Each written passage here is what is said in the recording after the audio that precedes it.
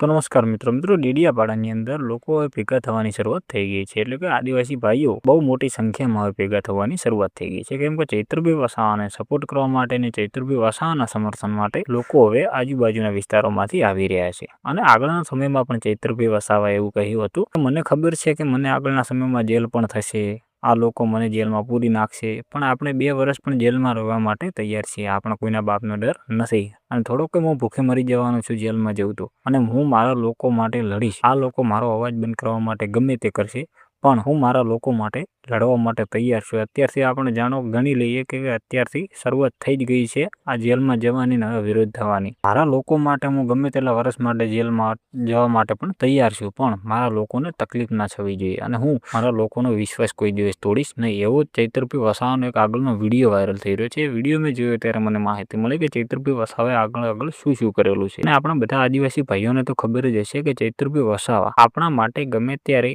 અડધી રાતે પણ તૈયાર હતા. એટલે અત્યારે આપણે બધાને ભેગા થવાનો સમય આવી ગયો છે અને ચૈત્રભાઈ વસાવાને સપોર્ટ કરવાનો અને ચૈત્રભાઈ વસાવાના સમર્થનમાં આવવાનો આપણો ટાઈમ આવી ગયો છે. કેમ કે ત્યારે કોઈ પણ બીજો નેતા હોત જે જેલની અંદર, તો ચૈત્રભાઈ વસાવા સૌથી આગળ ઉભા હોત.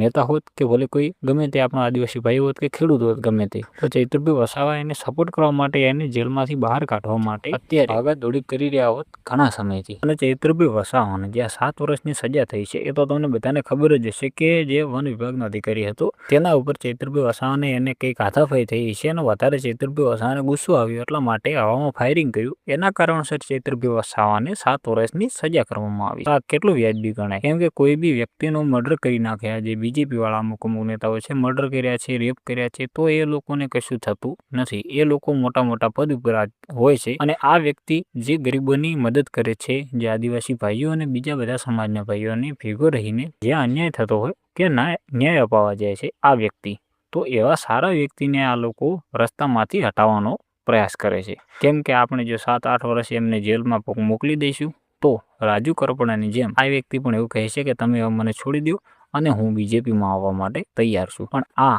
આદિવાસી સમાજનો શેર છે ચૈત્રભાઈ વસાવા. એટલે તમે શું સમજો છો ચૈત્રભાઈ વસાવાને કે ભાજપમાં જોડાઈ જશે? ચૈત્રભાઈ વસાવા કોઈ દિવસ વિશ્વાસઘાત તો કરવાના જ નથી પોતાના લોકો સાથે. આપણે જે વાત કરીએ એના વિશે મિત્રો તમારું શું કહેવું છે એ તમે જરૂરથી કોમેન્ટ બોક્સમાં લખી દેજો. કે આ બધી જે વિવાદ થયો છે અને ચૈત્રભાઈ વસાવાને 7 વર્ષની જેલની સજા સંભળાવવામાં આવી છે, જે હાલ જેલમાં છે, એમાં ચૈત્રભાઈ વસાવાની ક્યાંક ને ક્યાંક ભૂલ હશે કે સામેવાળા વ્યક્તિની ભૂલ હશે. આ બધું ષડયંત્ર છે, એ તમે જરૂરથી કોમેન્ટ બોક્સમાં લખી દેજો. કેમ કે તમે કોમેન્ટ તો લગભગ કરતા જ નથી, એટલા માટે તમે આપણા વિડીયોને લાઇક કરી દેજો, ચેનલને સબસ્ક્રાઈબ કરી દેજો અને એક નાનકડી કોમેન્ટ પણ કરતા જજો.